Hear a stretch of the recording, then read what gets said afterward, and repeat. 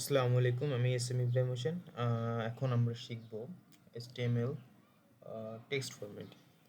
তো HTML text ফরম্যাটিংয়ের জন্য আমি অলরেডি একটা আমার ওয়ার্ক স্টেশনে ইউটিউব ফোল্ডারের ভিতর HTML টেক্সট ফরম্যাটিং নামে একটা ফোল্ডার ক্রিয়েট করে এটা আমরা VS কোডে ওপেন করে নিয়েছি, এবং এটার যে বয়লার টেমপ্লেট কোড এটাও আমরা অলরেডি শিখে ফেলেছি, এটাও আমি করে ফেলেছি।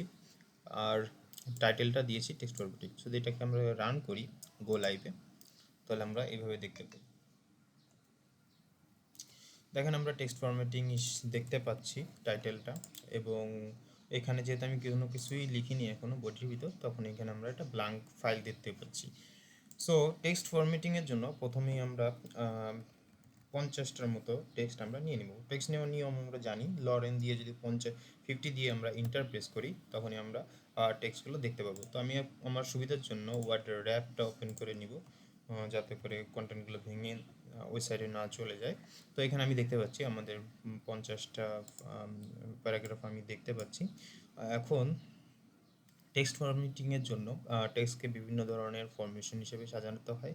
তো ফরমেশনের জন্য HTML আমাদের বিভিন্ন ধরনের ট্যাগ রয়েছে।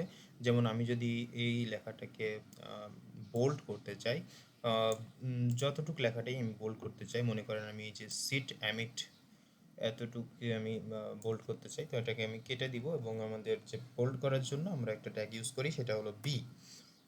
বি ট্যাগটা ইউজ করতে পারি, এবং বি ট্যাগটা ইউজ করার পর এটাকে যদি আমি ইন্টারপ্রেস করি, তো আমাদের এখানে দেখা যাচ্ছে আমাদের ওপেনিং এবং ক্লোজিং ট্যাগ রয়েছে।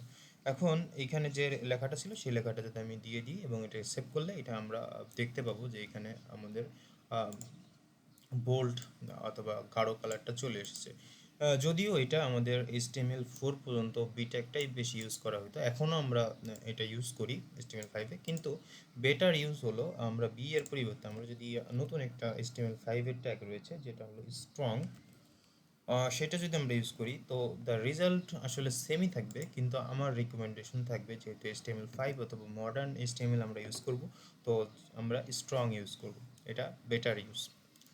ওকে, দেন আমরা যদি কোনো একটা লেখাকে ইতালিক করতে চাই, ইতালিক সাধারণত আমাদের বিভিন্ন সায়েন্টিফিক লেখাগুলো অথবা বিভিন্ন সময় আমাদের কাজে প্রয়োজন হয়। তো আমরা যদি এই লেখাটাকে ইতালিক করতে চাই, তো এটাকে আমরা কেটে নিব, কেটে তারপর ইতালিক আই ইউজ করব, আই ইউজ করার পর এখানে যে লেখাটা আমাদের ইতালিক করতে চাই সেটা আমরা ইউজ করলেই আমরা এটাকে ইতালিক হিসেবে এখানে আমরা দেখতে পাচ্ছি, ইতালিকের মতো দেখা যাচ্ছে।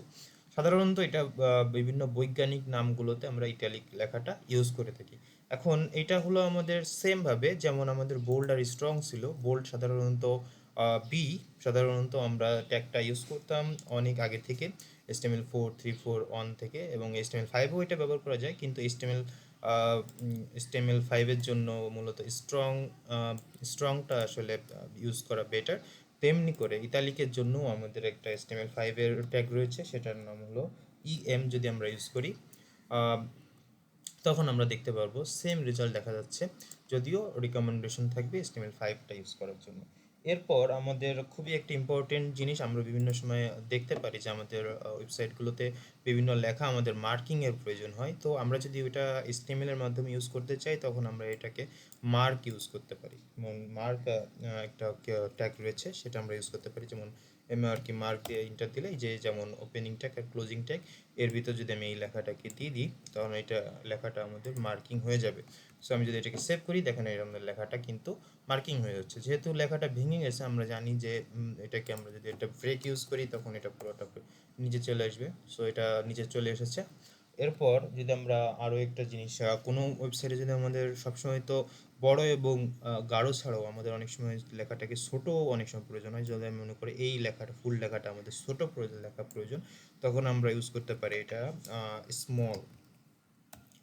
স্মলটা দিয়ে যদি আমরা ওই লেখাটা কন্টেন্টটা ভিতরে দিয়ে দিই তখন লেখাটা অনেকটা স্মল হয়ে যাবে, যে এখানে দেখা যাচ্ছে। যদি এটাকে জুম করলে বেশি বোঝা যাচ্ছে, জুম করলে এটা ভালোভাবে বোঝা যাচ্ছে, এই যে এই লেখার ফুল লেখাটা আসলে স্মল হয়ে গেছে।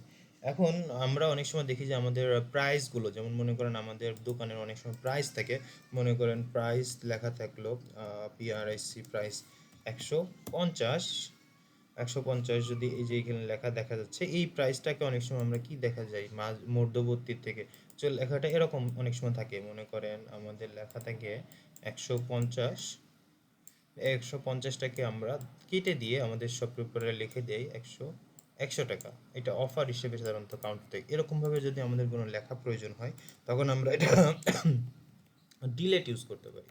তো ডিলেটটা ইউজ করে যদি আমরা এই 150টাকে এর মাঝে নিয়ে আসি তখন আমরা দেখতে পাবো লেখাটা আসলে কাটা দেখা যাচ্ছে, এবং এরপরে যদি আমরা 100 দিয়ে দিই তখন আমরা বুঝতে পারবো লেখাটা এভাবে শো করতেছে। এখন এই ডিলেটটাও সেম থিংস HTML4 থেকে ওল্ডার ভার্সনগুলোতে ইউজ করা হয়ে থাকে, এবং এই ভার্সনেও কাজ করে, কিন্তু আমরা সাধারণত এইটার পরিবর্তে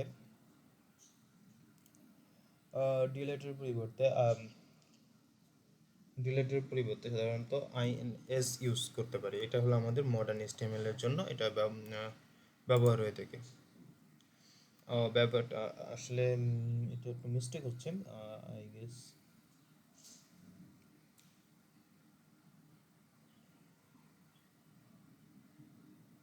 ও আচ্ছা, সরি, এটা আসলে ডিলেট ইউজ করতে হবে, কিন্তু আমরা আসলে যখন আন্ডারলাইনের কথা বলবো, যখন আমরা আন্ডারলাইন প্রয়োজন তখন আমরা এটা ইউজ করলে আন্ডারলাইনটা ব্যবহার করব। এটা হলো আমাদের HTML4-এ, এবং যদি আমরা এটা মডার্ন HTML ইউজ করতে চাই তাহলে INS ইউজ করব, সেটাও একই কাজই করবে, যদিও এটা HTML5-এর জন্য বেটার। এরপর আমরা অনেক সময় দেখতে পারি আমাদের গণিতে বিভিন্ন সূত্র অথবা ফর্মুলার সময় আমরা যে সুপারভাইজেশনের খুব প্রয়োজন হয়, যেমন মনে করে a² a+b²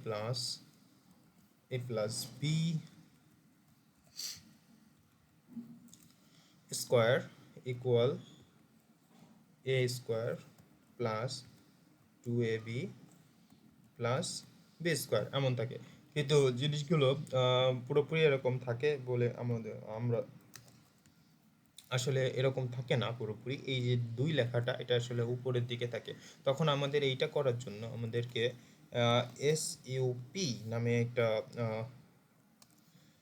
এসইউপি নামে একটা অপশন আছে, যেটা যেটা যদি আমি ইউজ করি,